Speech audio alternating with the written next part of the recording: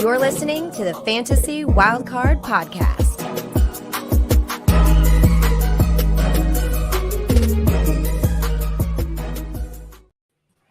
Good evening. Welcome to the Fantasy Wildcard Dynasty Show. I'm your host, Kev. You can follow me on Twitter at Dynasty_GOAT. We have got the band together tonight. We've got two amazing co-hosts with me. First of all, come to Mags, who you can follow on Twitter at Hot Seat Mags. Welcome back, Mags. How are you? Oh, I am just riding high on adrenaline. I've had my staff night out this week for the end of term. I've had a 2-day wedding. I'm hanging in there, but it's good to be here. Good stuff. I see you've got the hair done as well. Joe Burrow style in anticipation of the UK FFC next week. Yeah. I mean, just look out, people. If you're listening to this in audio, watch out when you see me. Yeah, if you're listening on audio, you need to check out YouTube and Twitter to see the Joe Burrow effect. Or, absolutely. As well as a bonus, turn up to UK FFC and then you get the pleasure of meeting us all. Absolutely.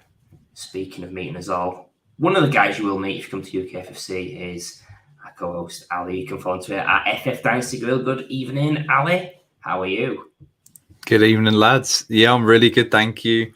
As you mentioned, I'm absolutely buzzing for next week. Obviously, I skipped it because I didn't want to go last year. No, I had work commitments.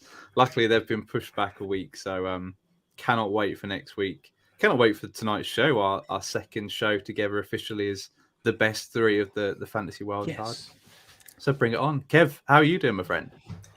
I'm doing really well. UK FFC is on my mind next week, but before we get to that, we have got some exciting news of our own to run through. Plus, we've got a brilliant show in store today. It's one of those deep shows which we're going to look like legends, I think, in a couple of months' time. But I don't want to spoil it too much. I'll pass over to Mags to give us a little bit more information about our charity stream from giveaway. Yeah, as all the listeners know, I'm sure there have been a few prizes up for grabs for anyone who was able to donate to the fantastic cause of Mind charity. So we have some winners to announce, and we'll just go through them all in alphabetical order. So starting off with the 5-yard rush fantasy football challenge cup spot and draft with a friend / analyst of your choice. Congratulations to Nathan Barraclough. You think we're going to say Barraclough? Mm-hmm. Barraclough. Yep, I know this. You are the winner of that. Good on you, Nathan. Well done. Great prize to win. And next up, we got the DLF annual premium membership subscription. That was won by the Fantasy Football Garage, or Garage, if you're American, I suppose. Nice. Right? So good for you. Congratulations. Next, we have the Dynasty Island Bundle, Rookie Guide, Survival Kit, and Roster Review. That goes to Colts Cards Corner. Well done to you. Great prize to win there. Next up, the Dynasty Rewind Roster Review. That goes to Bill Schuler. Well done to Bill. Next up, we have the Dynasty Theory 1-year Discord access. That goes to Corey Hurt. Corey Hurt, Hirt. Well done to Corey. Next up, we got Dynasty Trades in 5 Roster Review. Hey, that goes to our guy Martin, right? The Lucky Finns fan over there. We'll see him next week as well, I think. So good on Martin for winning that. We got the Dynasty Warzone Roster Review next. That goes to Dave Henderson. Shout out to Dave. Well done. Next up, we got the JWB Dynasty Roster Review. That goes to James Collier. James, well done. Next up, the Late Round Podcast Draft Guide. That's going to Mark Harding. Good job, Mark. Then, coming up next, the NFL T-Strack 3 Best Ball Reviews. That goes to Pat Toll, Toal. Well done, Pat. That's a great prize to win there. And next up, we have the Player Profiler All-In Package. Dynasty Deluxe, DFS Dominator, world famous, not just slight, world famous. Draft Kit, Data Analysis, Player Rankings. Oh, it goes to my guy, Jay Stein. Jay, yes. Honestly, not rigged. Love Jay. Congratulations. That is a great prize for you. Next, I think we've already maybe mentioned this one. The Scott Fishbowl entry goes to Mike Spy. Well done. Next, we have the Tale of Two Rivals Dynasty Roster Review. That goes to Alex Gillis. Well done to Alex. And finally, the Devi Royale Patreon subscription for 3 months and a Dynasty Roster Review. That goes to James Hayward. Amazing prizes. Thank you so much to all the winners for contributing. And of course, thank you to everybody else for contributing as well. Absolutely smashed it this year. Well done, everybody. Indeed. And just to follow up on that, I will be in touch with everybody and all the winners to line it up, make sure you get your prizes, hold these people accountable. If they said they're going to do it for charity, we've got to make sure they do it for charity as well. So I'll be in touch very soon. Enough of that, though. We've got today's show. It's going to be absolutely awesome. We'll be looking at sleeper picks for 2023, players with an ADP outside of the top 200, and who we think have got a chance to really crush their ADPs this season. So we're putting our necks on the line. Deep takes. So these are long shots, but we're smart guys. We're going to give you the right answers. First off, we're going to come back to you, Mags, for a guy that's been in the news pretty recently, I would say.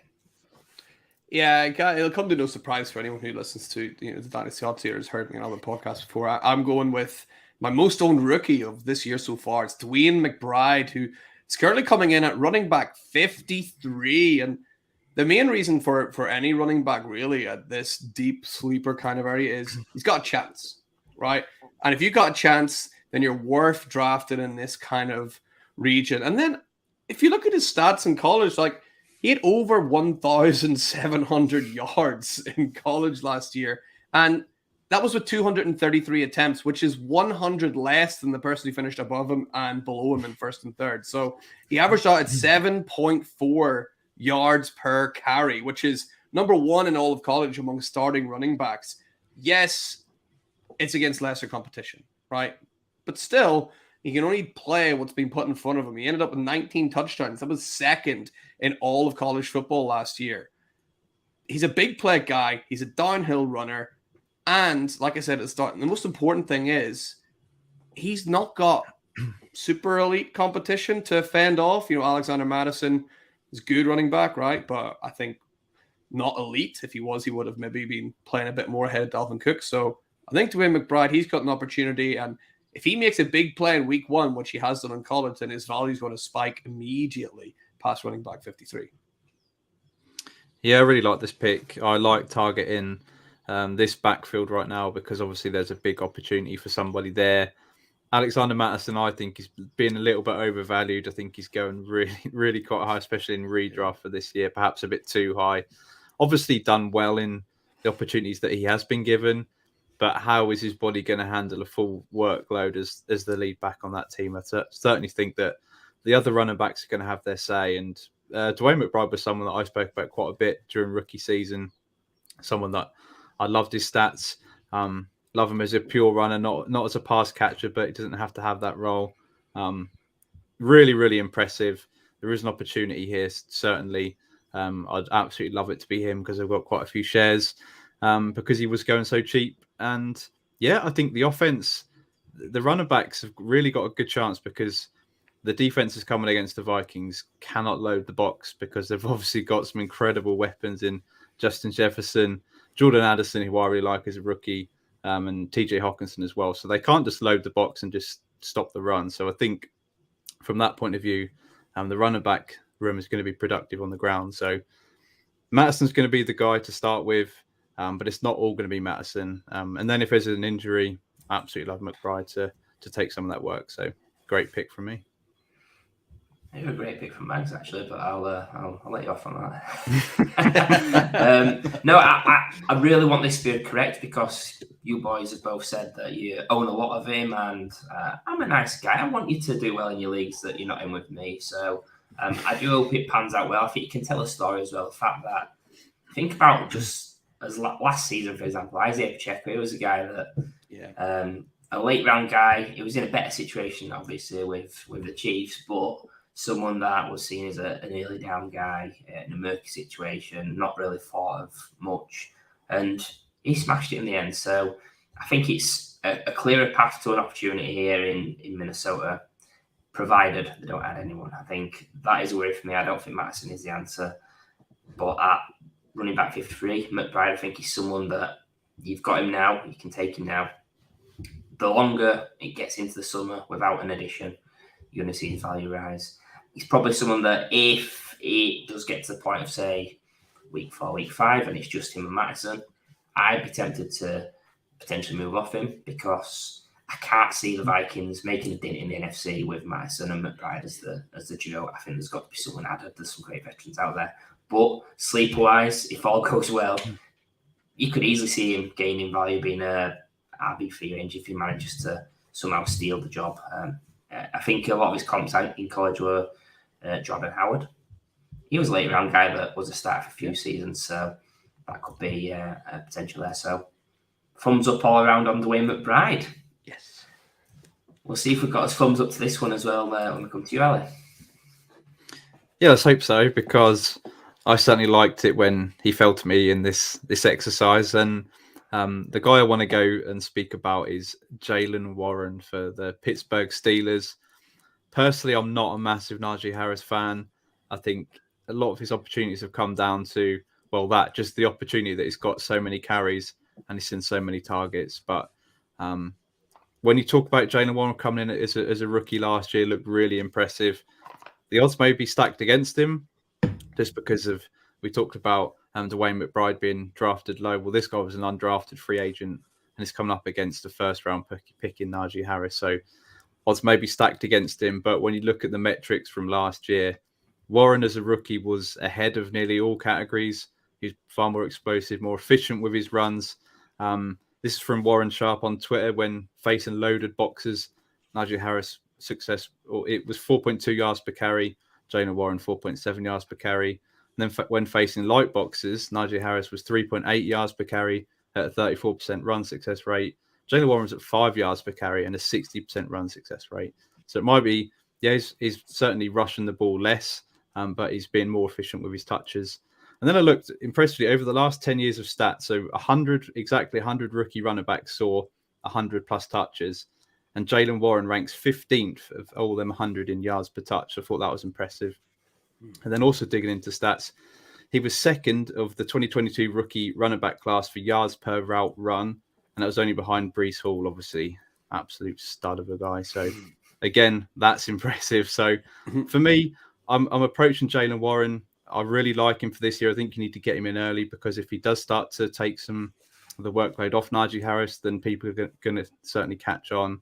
I think he's a threat straight away to take touches off Najee Harris. I think personally the Steelers would be really smart in doing that to lessen the load on Harris, because he just seemed to run himself into the ground. He is an explosive guy, but yards per carry wise, not the best, and certainly ground him down. So you've obviously got to take it as well that if Najee was to miss any time, then I think Jaylen Warren has got that free down skill set. He's quite small, he's quite stocky to be able to take a free down workload. And obviously if that happens, he's going to see a spike in value. So I think you need to get on him now before the season starts. Really like the position he's in. Do like this offense as a whole. Not sold on Kenny Pickett, but he's got some good weapons. So everybody's expecting that bounce back and the leap into year two. So yeah, I'm all aboard Jaylen Warren for 2023. Yeah, I've got a lot of Jaylen Warren as well. I think it's been a protest play for me to go after him. Najee Harris, not the biggest fan, I've got to say, but I know he did battle injuries last season. And for anybody that hasn't listened to the Steelers part of the streamathon that came out in June, please go back and listen, because there's a specific part on Najee Harris and Jaylen Warren, which it actually paints a really great picture of Harris and dampens it a little bit on Warren. So when I got fired with all this information from Memphis, who was on from Dynasty Warzone, it dampened me as well, I've got to say. So I've got him as a process play, but I think talent-wise, it is missed a little bit there. I think Najee is probably better than what we've actually seen, but Warren is a guy that I've got a lot of, and should he get the opportunity, I think he can be a free down guy for the Steelers. Yeah, I mean, I've made my viewpoint about Najee Harris quite clear. I think on this show last year, he was one of my sort of unplants for the season because of how inefficient he is with the touches that he gets, and Jaylen Warren's coming in and being more efficient with the touches that he gets. So, I mean, if we can see that, then Mike Tomlin can see that, and you're going to think that he's going to put that together. And if that trend continues, then Warren's going to see more of the ball. It just makes sense, right? So, yeah, I think it's a great buy. At RB47 as well. Yeah, great. I think you've got two great places to start then. We've pretty much agreed on both of those. So I'll try and swerve the course a little bit and get you talking, but I'm not too sure where you guys are on this chap. Samaje Perine, sounds a bit French, but I just think with Perine, someone that's been in the league quite a while, he's a journeyman, but what you get with your veteran RBs at backups is someone that's solid as a runner, someone that's solid as a pass catcher, someone that's solid as a pass blocker. He's a reliable veteran. He's going to be on the field. Talent-wise, it's never really panned out for him, but thinking about the opportunity he's got in Denver, Javonte Williams, he's someone that's coming back from injury. It's going to be a slow start to the season for him, regardless of if he's 100% from day one. There's also Sean Payton, who's come in as coach. He's always had multiple backfield systems, so we can be confident that it's not going to be the Javonte show all the way through. Plus, thinking of Javonte, he split a backfield with a guy that's going to be out of the league soon, Michael Carter, Matt, and also shared it with Melvin Gordon, who was coming towards the end of his career as well. Couldn't even crack a roster towards the end of last season. So I think Javonte's still got to show us that he can handle a workload more than being a close to 50-50 backfield. I think Perine, running back 44, is someone I really like. And if I'm thinking about Perine specifically, where I would target him, there's a few situations I'd take him in as a premium, maybe in the late 30s, possibly slightly before running back 44. See if you've got an early running back in your drafts where you've taken a Breeze Hall or Tony Pollard who are coming off injuries. I think Perine's someone that's going to hit the ground running to begin the season, potentially fade away, but I don't see it personally. Someone like Jahmyr Gibbs, a rookie that's going to have, again, a slow start, you'd like to think. Or my personal favourite, if you're taking Alvin Kamara, who could be banned, take Perine. I'm not too fussed with having Javonte and Perine because they sort of cancel each other out. If you're taking Perine, it's on the back of a different situation than you potentially getting all the chips. Yeah, I think this is something I've targeted a lot during any kind of startup drafts that I've been doing. The only thing I would change is I've actually been trying to, every time I get Javonte Williams, I've been making sure to get Samaje Perine because I actually think there will be, because of Javonte Williams' injury coming back from ACL, I think he'll maybe not even be back at all at the start of the season. And then towards the end of the season, we'll start to see that like Javonte Williams has got like historically good like tackle breaking and like things like that. He'll hopefully start to come back into his game, and maybe Perine will fade out a little bit more. But then if you got both, it's just as simple as one in and one out. But yeah, I think Perine's a great shot for a player you can pick up in the later rounds, definitely. Yeah, it's a smash pick. Definitely Perine. It would have been in consideration for my pick. I'll be 44. Absolutely love the opportunity that he's got at the start of the season. I can only imagine that he's going to get a pretty decent workload, especially the first half of the season. So yeah, if you're going for the championship, if you feel like you're a contender, I think he's a great guy to go after. Really like his metrics, his stats when he has been given the workload, and when Mixon was injured, absolutely fine. I really like Perine. I've got him in a few places, and I think there is still an opportunity to buy him before the season starts. I mean, he's only going one spot ahead of Chase Brown on keep trade cut. He's behind Elijah Mitchell, Tajay Spears, Khalil Herbert. I think I love him more than any of those guys, really. So, yes, the area that he's going in, he's an absolute smash and a great value. We're absolutely in sync tonight, lads. Proper tripoding it up, living the dream. 3 great picks to kick us off. So we're gonna move on to the wide receivers now, and let's see if we can keep it going. This guy that we're going to come on to, you, Mags. I've known Mags for about 18 months, and Mags has been talking about this guy for at least the last 24. Well, what if I told you at wide receiver 98, you could get a player that while he was fit and healthy was the rookie wide receiver number 1 last year while he was fit and healthy. Outproducing Garrett Wilson, outproducing Chris Olave, all those scrubs. It's Kyle Phillips, everybody. Now, unfortunately, it was one game that he was fit and healthy for. It was the first game of the season. But he did outproduce those. You know, he not the best. He had 9 targets, 6 receptions, led receivers from the rookie class. But along with those names, Garrett Wilson, Chris Olave, right? I've got some other names for you. Ready? Chris Moore, Reggie Robertson Jr., Treshaun Harrison, Mason Kinsey, Gavin Holmes, Nick Westbrook-Akina, and this absolute peach of a name, my new favorite player, Racy McMath. What a name. Sounds like your neighbor. Yeah, Racy McMath. That is Kyle Phillips' competition at the Tennessee Titans. He's better than those guys. I'm sorry, he's 100% better than those guys. He seems to have the slot position locked in, and he's going a wide receiver 98. So just in terms of, if you do the Racy McMath, you can figure out that that's a good buy, right? And you consider in Treylon Burks, he's had like a couple of injury concerns and everything, right? Kyle Phillips could end up being this kind of weird, like Hunter Renfrow getting the targets, like breakout kind of guy that just because there's nobody else to throw the ball to, he could be, an absolute smash this year. And I've been picking him up absolutely everywhere I can. Yeah, I mean, you can't really knock it, to be honest. When I know the guy that I'm going to talk about next, and you either got to look for someone with talent that could spike or someone that has got situation, and Kyle Phillips seems to have got that situation at Tennessee where it really lacks pass catchers. We really like Treylon Burks and we like Chikakonkwo, but outside of that, is Derrick Henry really going to catch even more passes this year? Is Racy McMath going to catch any catches? No, he's not. So Kyle Phillips, wide receiver 98. I think if you've got a deep league, I think he's worth a pickup because he's probably sitting on waivers or he's extremely cheap. And I love it. It would be the sort of move that I would like to make to pick him up.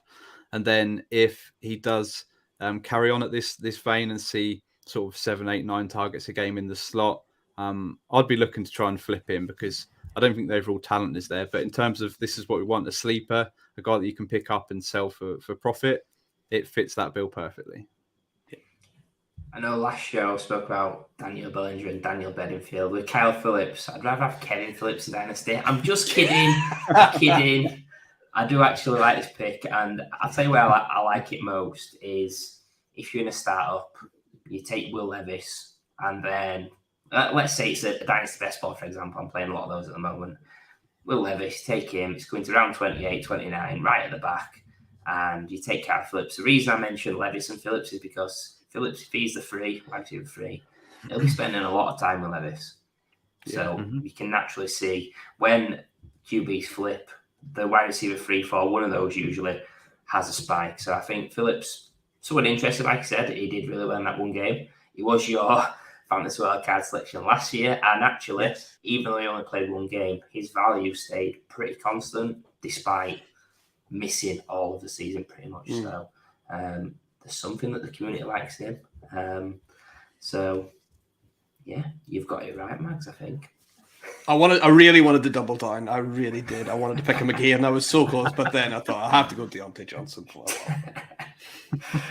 No, I love that spice, and we're gonna keep the deepness at wide receiver. Who we got, Ali? Yeah, I was a bit annoyed with Mags really because I wanted the deepest sleeper of the show, but he just picked me wide receiver 98. We're going to wide receiver 91 in Van Jefferson of the LA Rams. A guy that in 2021 finished as the wide receiver 36. So we know that he has the talent, he has the ability, the situation to do it because he's done it before. And personally, I'd rather stick to running backs in terms of sleepers because I think that's where you can see the biggest spikes this far down. But I just think the Van Jefferson wide receiver 91 is just undervalued. I don't think the ceiling is a top 30 season for Van Jefferson. I don't think he can. He probably gets to wide receiver 36, probably his ceiling, but you're taking him wide receiver 91. I just think the opportunity ahead of him is too good for 2023. What does his current role look like? Well, to me, he is that locked in wide receiver 2 on the LA Rams. He's got that longevity. He's got the relationship already with Matt Stafford. On a Sean McVay offense, Matt Stafford is coming back and he's healthy. He's obviously playing alongside Cooper Kupp, absolute target hog, but he's going to be double teamed 100% of the time. look at last year when he did struggle. Hardly any of the games. I think it was 1 or 2 was with Matt Stafford, but that was when he was injured. So unfortunately, he was playing with absolute studs that are John Wolford and Baker Mayfield that are at the Tampa Bay Buccaneers now. So certainly got an upgrade in going back to Stafford for this year. Then you've got Allen Robinson. He's gone. I mean, was he ever there really last season? But he wasn't there. I did listen to a really interesting stat today, and for up to week 6, Allen Robinson had the most end zone targets out of any wide receiver in the NFL. Would you have thought that for last year? Whoa. No.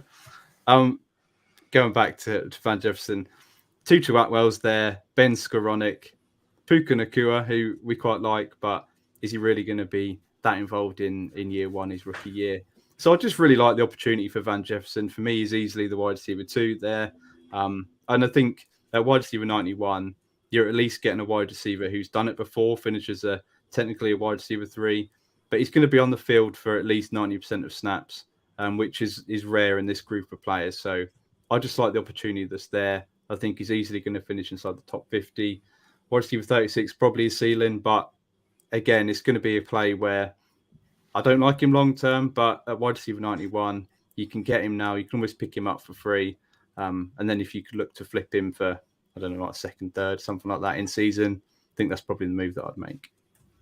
I mean, the Allen Robinson thing just blew me away. I think it just shows that anybody that was in on him was correct. Just kidding. Absolutely weren't correct. Not looking at anybody, but I am looking at somebody on this screen. Potentially me. But back to Van Jefferson, I just think when you was naming the competition that's there, Tutu Atwell, Ben Skoranek, Puka Nacua, not it for me. Look Stafford as well, just a season ago before the injury, won the Super Bowl, played at an MVP level, was absolute ice cold when he needed to be. So yeah, you can see again, he could easily be a top 48, top 36 wide receiver with a bit of luck. He's going to get lots of favourable matchups with Cup still at a high level. So yeah, I like the pick of Van Jefferson. Yeah, it's a funny one, right? He went from like being like this sort of dynasty darling not so long ago to people like genuinely like going, oh yeah, Van Jefferson, like kind of almost like forgetting about him. So I think, yeah, take advantage of this. And if he does spike again and flash again, then lots of people who were, in on him before will probably be like resurfacing old tweets saying you should have bought Van Jefferson. So the hype has a potential to come back again. So, and Matthew Stafford's certainly going to help that. So yeah, wide receiver 91. Good job, I think. Yeah, I didn't even make a joke about Van Morrison. So well done on that. I was going to say Van Helsing. Oh, nice. But yeah, we're going to keep it wide receiver. I've gone a little bit less spice than you guys. I've gone someone wide receiver 80 overall, a guy that I've been pumping up his whole career, and got to say about broken clocks. They're going to be right at some point. So Parris Campbell for me, keeping it on the French theme. We've had a Perine, which sounds French. We've got Paris. Maybe we've got some more French a little bit later on as well. So spoiler alert, but Parris Campbell. I think people will just see Daniel Jones and the Giants and worry, but there is potential that somebody from that wide receiver core is going to step up and be the man. Yes, it probably is Waller and Barkley, and normally wide receiver is relevant, but at wide receiver 80, I'm very intrigued to find out. In terms of where I would roster Campbell, it's not many leagues. It's got to be really deep. I think he's at that range in wide receivers where I don't really want to be keeping him if I'm on a 20-man squad, a 24-man squad. But if it's, like I said, I mentioned Dynasty Best Spot, if it's a 30-man roster, yeah, throw a dart on him, see what happens. Whenever he's hit the field, he's been pretty decent in quite tricky situations. So I've not given up. If he does come to the fore, I'll give him a French kiss.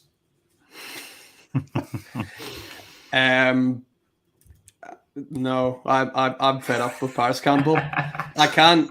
Every year being like, this is the year. And the annoying thing is, I can see why you've picked him, because I also think that he's great. I think he's really talented. I've just been hurt too many times today. I can't do it again. Simple as that. Yeah. I'm ready to jump back in because, I mean, we should be doing a stud show and Parris Campbell should be on. Not sleeper show. It hurts that he's in the sleeper show because he's such a great talent. But as Mags has mentioned, I've just backed this guy so many times and he just doesn't deliver. Always getting injured. And yeah, I just think wide receiver 80, he's got the fresh start. Yeah, I want a share just in case. That's my motto. And I'm going to get it on the show. And it's Parris Campbell because the talent's there. You look at the wide receiver depth. There's no studs there. We're talking about Slayton. We're talking about a lot of people like that. We're talking about rookies coming in.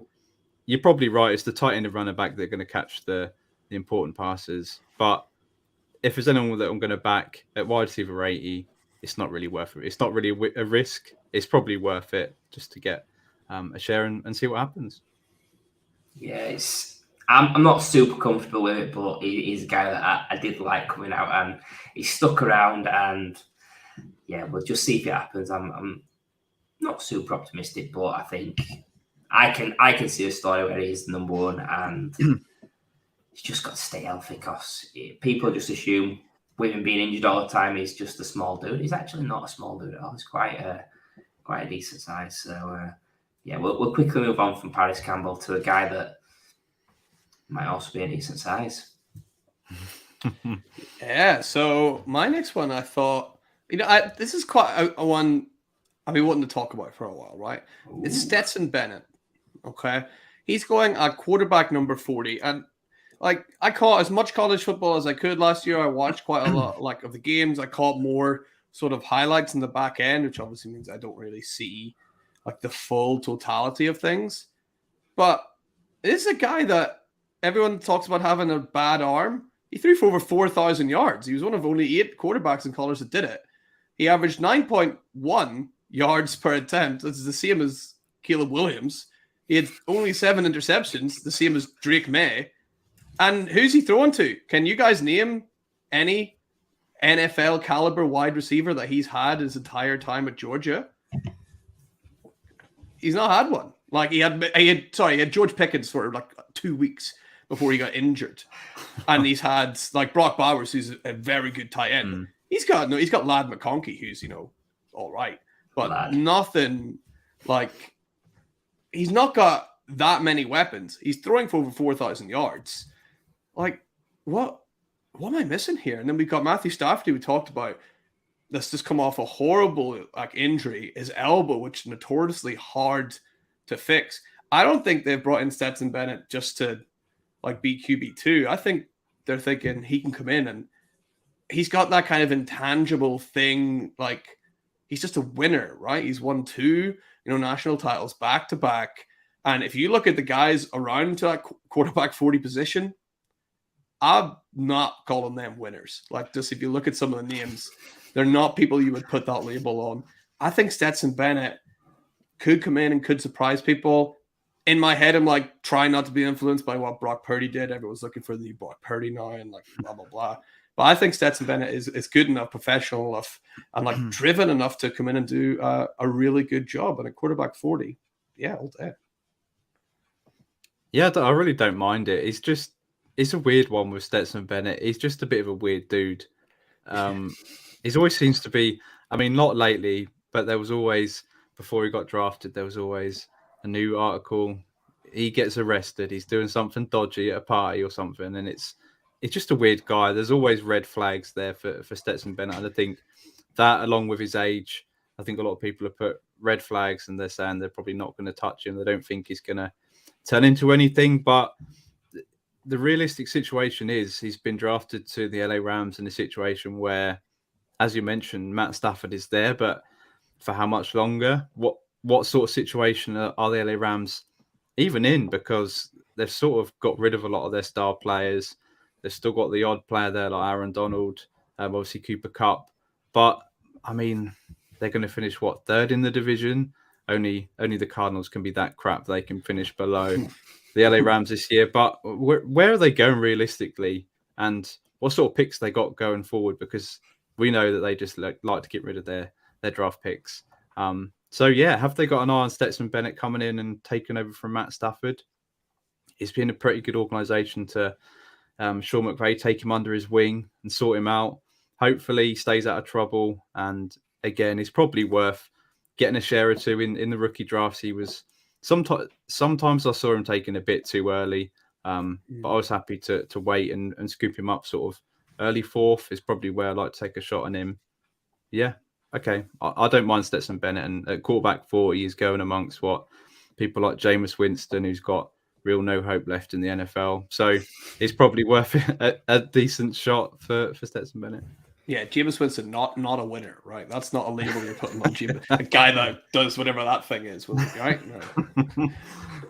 Yeah, it's a really interesting selection. It caught me off guard a little bit, but I think when you consider all the red flags that Bennett's got, age, the off-field stuff like Ali mentioned, I just think it's a strange fit in a good way, because they've got Stafford, who's got a lot of concerns, and sure, you'd think they'd put more at that position because he went down, the season was over. Like, we could say it's Cup, but essentially it was Stafford with how he was playing the season before. Because when Mayfield came in and did an all right job, the offense looked all right. So, yeah, Bennett's an interesting one from that respect, because he's probably got more upside than we think, that as a community. The fact that he has won 2 national titles, he has got red flags, but and coming back to last week, Mags, you love a bad boy, don't you? So I do. Yeah, I think I might. We should have predicted this, but yeah, I think he's got a lot of red flags, but he wins on the field. You can say he's a system QB, but what weapons did he have outside of obviously Bowers and a little bit of picking? So really like the pick. I think one of the funniest things I remember from Bennett was a video of him running away from the cops, but actually it was Baker Mayfield on the video, which is just funny how they play for the Rams and then he's gone there. But yeah, really intriguing guy, caught us off guard. Would you be shocked if in a year's time Stafford's career's finished injury-wise, Rams have got no picks, Bennett's got a shot at a starting job? I mean, if Sam Howell's got a starting job, if Desmond Ridder's got a starting job, why can't it be a multiple national title winning Stetson Bennett with a job in the NFL? So, yeah. Agreed. We've given some hints about a French flavour to tonight's show. We're going to give the audience a final little treat. Ali, who you got? Yeah, I'm going to look into Carl Phillips' background, because he must have done something in the past that Mags is attracted to. He's broke the law a few times, I reckon, and Mags has jumped all over it. Probably. But yeah, I'm not going to put on a French accent, but he's definitely got a French-sounding name, and it's Pierre Strong, RB64, and I was only too excited to talk about Pierre Strong tonight. This is the Patriots Lightning to accompany Ramondre's Thunder in 2023. And I say that because this guy is really fast, 4.37 40, which is 99th percentile. His speed score was 95th percentile. And he's pretty athletic too, broad jump 84th percentile, etc., etc. The metrics are really good for Pierre Strong. The only trouble was, in 2022, he was buried on the depth chart and only actually had 10 carries, which was really disappointing. But one of them, he did rip off that big 44-yard touchdown run, which against the Cardinals, which did show his ability, his athleticism. I was excited about it. Now Damian Harris is gone. He's gone to be the Bills running back 1 to replace James Cook because he's crap. Yeah, the 2022 4th-round pick, Pierre Strong. I think he's got an opportunity in 2023 because the Patriots, they didn't draft another running back in this year's class. I do believe that he can be the RB2 behind Ramondre Stevenson. There's a couple of names there, but they're not great talents, to be honest. I think Pierre Strong has got a great opportunity to just be that 1A, 1B, or not 1A, 1B, but to complement, Ramondre, his great work that he's done. And he's earned the sort of the workhorse back role because he's been incredible. But the third down snaps, I think, are certainly there to be won. And I think Pierre Strong, with his speed, with his receiving ability, I think he can earn that role. And just like Jaylen Warren, I think if any injuries then occur to Ramondre Stevenson, I think Pierre Strong is that handcuff that you want on this team. I wouldn't put any other names in there. And then just looking back at my pre-draft process, he was my RB6 pre-draft in 2022, so I did like him from that point of view as a talent. Well, obviously wasn't a fan of the draft capital, and then the landing spots. I've really never liked running back for the Patriots, other than Ramondre this year. It's been a place that I've always tried to avoid. But when we're talking about RB64, a guy that's got an opportunity that he's still young, he's entering his second year, that's got the opportunity, and any injuries, I think he can see a spike in value. But I think naturally his value might rise if he does earn the RB2 role and he does see them third down snaps. So, yeah, I'm quite excited about Pierre Strong. Yeah, I was spitting when you took Pierre Strong when we was deciding which players we were going to talk about. I really want to talk him up as such. I think I haven't got the exact numbers in front of me, but he was really high in my pre-draft rankings as well. I think we had a similar pathway where he was really high, and then the day 3 draft capital, the Patriots, they added Kevin Harris in the same draft and had Ramondre and Damien Harris. So that pushed him down my rookie draft boards. But I still got a fair amount of Strong. I've been taking him this offseason as well. I believe he will be the running back 2 on this team, and I think he's going to get touches. I don't think Ramondre's going to be the 3-down guy, even though he can. He's got the size, he's got the ability to catch passes. Yeah, I just feel that he maybe wasn't as explosive as he could be in the past game. I think Ramondre did catch maybe 60-odd passes, but didn't do an absolute ton with them. So, yeah, it would make more sense to give a guy that's been explosive in the NFL in the glimpses to get more touches. Running back 64, I'm fully on board. If he's not either running back 64 next offseason, I'll be majorly shocked. Yeah, I mean, all those points are absolutely spot on, lads. But we've missed the biggest elephant in the room here, which is the reason you should be picking Pierre Strong is because Bill Belichick is a first-grade asshole, right? And everybody's bought in on Ramondre Stevenson, which means he's probably going to split a backfield next year, and everyone's going to be really annoyed at old Bill again because Pierre Strong's getting a lot more carries than they wanted. So, yeah, I think I could just see Bill reverting back to his old ways and Pierre Strong getting a lot more than we thought perhaps at the start of the year. So, yeah, love the pick. Smashed it then, and I'm going to come on to pick which I'm hopeful I smash. We'll see in a couple of minutes. But Malik Davis, running back 67. Big pull for me on this one is the situation. It's with the Cowboys. Pollard's going off an injury. His competition currently is Ronald Jones, who, yeah, he's been around the league a little bit now, but he's. I'm not going to say too much, Alan, because he played for your Bucks, but I did have a soft spot back. Here we go, Mags as Chiefs as well. got the Ronald Jones fan club here, actually, haven't we? But and he's my wild card. And he's your wild card. Oh my god, keeps getting worse. But anyway, Malik Davis, as a talent, I'm not quite there, but it's all about situation for me. The fact that until the Cowboys re-sign Zeke Elliott, which probably will, I'm in on him. I'm getting some Malik Davis. I'm not getting a lot of Ronald Jones. Only in charity tournaments where I think it's quite funny to take him as last pick. But yeah, Malik Davis, love the situation. He's quite old as well, a name that's only just cropped up recently on our radars, on most people's radars. He'll be 24, 25, I believe. So he's running back 67. I think in some leagues it'll be even further down. If it's a casual league or a less competitive league, it might be even lower. He's worth rostering. I think any running back on any NFL roster needs to be owned in Dynasty. He's a guy that should be on your rosters now. He shouldn't be on waivers in any league unless it's literally 20-man rosters. Then yeah. But yeah, some of the situation guy is not costing a lot. Throw a dart, take a lottery ticket. Happy days. Yeah, I'm actually surprised he is as high as running back 67. Oh yeah, I thought definitely see him going lower. And yeah, the big thing is, does Zeke resign or not?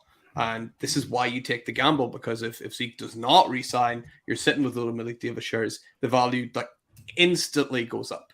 And if Zeke does sign, the value goes down, but it's already so low anyway. You're not losing as much as you're willing to gain. So yeah, I think it's a great little gamble to make. And yeah, you're taking Malik Davis, and you may never even play him. I'll just flip him right away, right? Yeah. 100%. That's definitely the move to make. Thing is that he is a 24-year-old running back. Not seen too much of him, and just the opportunities there. So the lottery ticket is absolutely fine. We do the lottery at what the odds are 100 million to 1 that we win the lottery. We still do it every week. I think Malik Davis is the guy that you want to definitely take a shot on. He's probably the guy that I do agree that I want to own in this backfield, other than Tony Pollard, who is incredible. But yeah, a bit like Madison, we've not seen Tony Pollard. We saw him when Zeke went out, but can he do it for a whole season? Is the body going to be there? Is he going to break down? I think they're smart to keep him fresh. A bit like Christian McCaffrey's been used at the 49ers. I think he's absolutely incredible, explosive. But yeah, certainly there's going to be a role for one of these other running backs. So why not take a shot on the RB67? Yeah, it's just giving me flashbacks actually when you said about lottery ticket and chances of winning. I actually tried to buy Euro Millions on Friday, and I think I was 2 minutes late. So I was gonna win the Euro Millions this week, and anyway, that's we'll put that to bed. Malik Davis is the lottery winner, I guess. But yeah, let's. What we decided to do at this point is we've give some outside the top 200. We wanted to get really deep and give something a bit spicy for our audience. So we decided to go for the deep bros outside the top 300 in ADP. Come to you first, Mags. This guy, he's been asleep. He's woke up. He's gone back to sleep again. Who have you got? Yeah, it's Sleeping Beauty himself, Cordarrelle Patterson, right? I mean, this guy, he's a running back 92, and my main question about this is Cordarrelle Patterson last year in that team was the most dynamic playmaker, the best player with the ball in his hands at the Atlanta Falcons. Why would they stop using him? It doesn't make any sense. He was their best player last year. So I don't know why everybody just thinks, Bijan's coming in, Cordarrelle Patterson's not going to see the ball. This is someone they're just going to want to get the ball in his hands. Sure, there's Drake London there. Yeah, Kyle Pitts is there.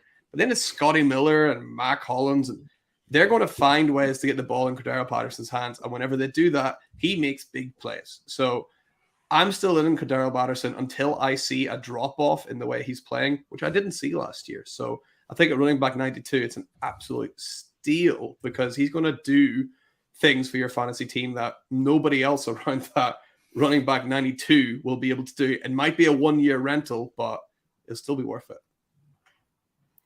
Yeah, I love it. This guy is definitely a sleeper because he's just so old. He will be asleep right now. He'll be tucking himself in early to bed. But I certainly agree with you, Mags. The way that when he was on the field, either as a running back or as a wide receiver as such, he just looked great. And you have to remember in 2021, he was the running back 9, and now he's outside the top 300, which is just an incredible fall of grace.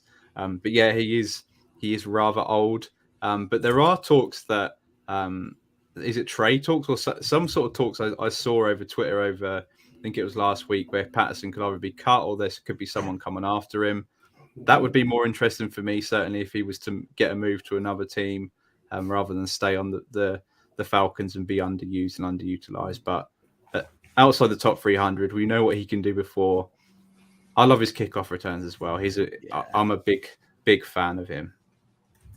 You just know people are already saying Chiefs because it's what they do with any player at any position other than QB and tight end. But Cordarrelle Patterson. I mean, Rich Coolin's going to be loving that selection, isn't he? Because he was his big fan. But you're absolutely right. You made a really big point then, Mags, about at that spot, probably across any position in your drafts, nobody's got his upside. When he's on, he's fantastic, and he's actually the reason that somewhere deep in my mind, I've still got a slight little bit of hope for Laviska Shenault.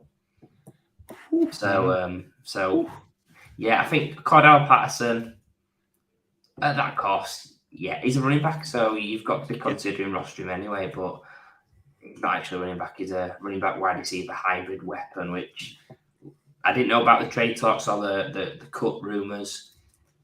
Happens. I mean, his situation's going to surely improve because people will look at that and see Bijan, so everybody's out anyway. And then you've got the interesting crowd of the Tyler Algier fans. So nobody's thinking. And then you've got, like I mentioned, Pitts and London. So nobody's thinking about him other than you, Max. So everyone's sleeping on him. And you're woke. So well done on that, Max. Great shout. Great upside, and someone that's been talked about a lot on this show the past couple of years.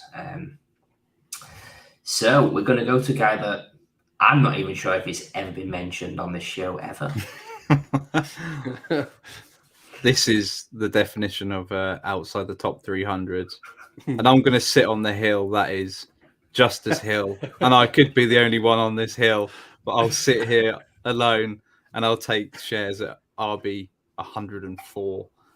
And to be honest, a lot of people will say, well, Keaton Mitchell, he's also outside top 300.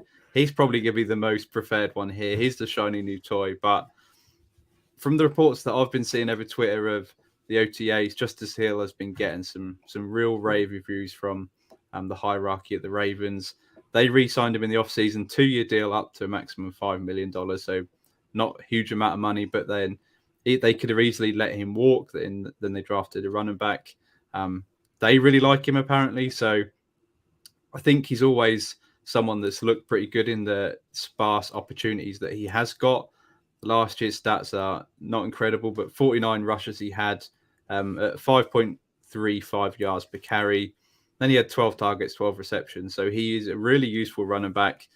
You got to think that Kenyon Drake came in and looked good maybe for a game or two. There is always opportunity on this backfield. At running back 104, he's completely free.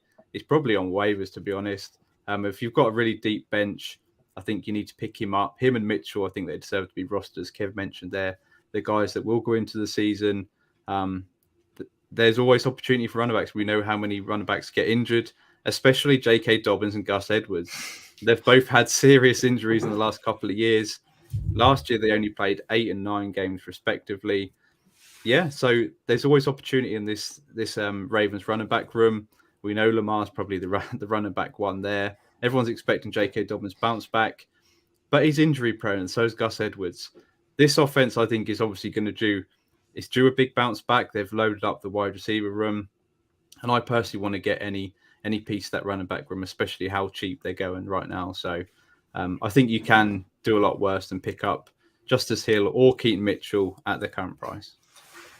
God, that caveat at the end just saved you, because I'm a huge Keaton Mitchell fan, and when I was doing the picks before, it was kind of like, I'm going to pick this guy, Kev, but you might get a bit angry. So I agree with the process, first of all, that Ravens backfield, that there is a lot of ambiguity there in terms of injury risk. Another thing with Hill that's really interesting is it's the guy that was 4th round pick. He was, I think, round about pick 110, 115, just outside of round 3. So similar range to guys like Dameon Pierce. I'm not calling him Dameon Pierce, nothing like Dameon Pierce, but he's a guy that finished his rookie contract, didn't do a ton in terms of sort of a long-term play for the Ravens, but they re-signed him and kept him. I think that's really interesting that he stuck around, because usually if you've got a rookie that stay free guy, there's no ties, there's no loyalty, you can move on, throw another dart. They kept him around. And it's probably to do with that, system, and there is there's an older guy in Gus Edwards, there's injury risk in Dobbins, but I still think it's very interesting. Keaton Mitchell's going to have to do a great job to beat him and take him off the roster. So yeah, I'm not going to get too upset at that pick, even though I am still a little bit fuming. Yeah, Justice Hill, running back 104. What can you lose? I don't think I've seen him drafted in many leagues, but it's what you expect if he's running back 104. Let's say there's an injury to J.K. Dobbins. Lo and behold, we're hoping not, but if it does happen, Hill on waivers is going to be a priority pickup. Unfortunately for Justice Hill, I did just have a quick Google. He doesn't appear to have any kind of arrest warrant out on him or anything like that. So I'm not really that interested, to be honest. But Yeah, I'm running back 104. He's free. He's going to be on the waivers, right? So yeah, why not? Just pick him up. And you're right. Sadly, for J.K. Dobbins and Gus Edwards, hasn't been much justice for them lately. So yeah, maybe there's going to be this justice in the backfield instead. At least the next guy's a baddie for you, Mags. Oh yes, teed it up perfectly there. Yeah, we've got we'll wrap up the show. Tyler Badie, running back 99. 99 problems, but he ain't one. We're throwing out the puns tonight, folks. Badie actually played for the Ravens last season and didn't crack it, so maybe that's the reason why I'm a bit upset on Keaton Mitchell. But where Badie is now is the reason I'm really on him. The Broncos. He flashed towards the end of last season, scored a touchdown, which I remember it. I don't think many other people do, but I remember seeing it on Red Zone and getting pretty hyped about it. But his situation, he's in Denver, he's potentially going to be the running back 3. Again, we come back to Sean Payton, and people say don't make picks on who the coach is, etc. But he's got a record. Sean Payton using multiple running backs. The running back one of that team's got the injury risk, as I mentioned. And when you think about Sean Payton, all those years in New Orleans, there was unheralded guys, late round guys, undrafted guys that actually were hits. Travaris Cadet was one. Pierre Thomas was another. Again, going back to the French theme. So funny. But Tyler Badie, I think he has to be on your mind, especially in deep leagues. Someone that I absolutely loved pre-draft last off-season. Like he was in my top 5, I believe. But that probably shows how weak the class was in retrospect. But someone that, if he gets an opportunity, I think he will shine. I think he's got potential to shine. And if something happened like a Perine injury, I'd have no problems with seeing what happens with Badie and making him a priority add in shallow leagues. Yeah, I love it, especially if you've listened to your great advice from earlier, Kevin, and picked up Samaje Perine. You may as well pick up Badie as well. Like, one of these guys is going to get an opportunity. So, yeah, I love it. Yeah, Tyler Badie I was not a massive fan of Tyler Badie coming out last year, but you and Matt got me thinking about Tyler Badie. So I did end up with quite a lot of shares because he was going so late in drafts. And I just stashed him on my taxi squad. Was a bit disappointed with him last year, except the run-in last year. There's certainly an opportunity. If Javonte Williams doesn't start the season, if he starts it on the pup or whatever, there's an opportunity for a running back, the second running back, to come on and get snapped. So why not be Tyler Badie? Because you're smart, Kev. Matt's smart. You saw something in Badie. Perhaps Sean Payton will see it as well. Do the right thing, Sean. Do the right thing. It's just funny that I picked 2 Denver running backs as in my sleepers. So it shows you what I think of Javonte. Please, Javonte fans, don't come after me. He's got a lot to prove, though, with his injury risk. Anyway, that's tonight's show. Absolutely done and dusted. I think we've smashed it, lads. We've been speaking about Dynasty Sleepers for 2023. We've rolled back the clock with the sleeping beauty himself, Cordarrelle Patterson, as well. That wasn't a guy I thought we'd be speaking about, but what a guy. What a pick. Thank you for tuning in. Be sure to follow us and subscribe on Twitter and YouTube at Fantasy Wildcard and at Wildcard Dynasty. Join us for our show every Wednesday via podcast, Twitter, and YouTube. Thank you once again. Have a good one. Go to the UKFFC and see us, guys, and we'll see you again soon.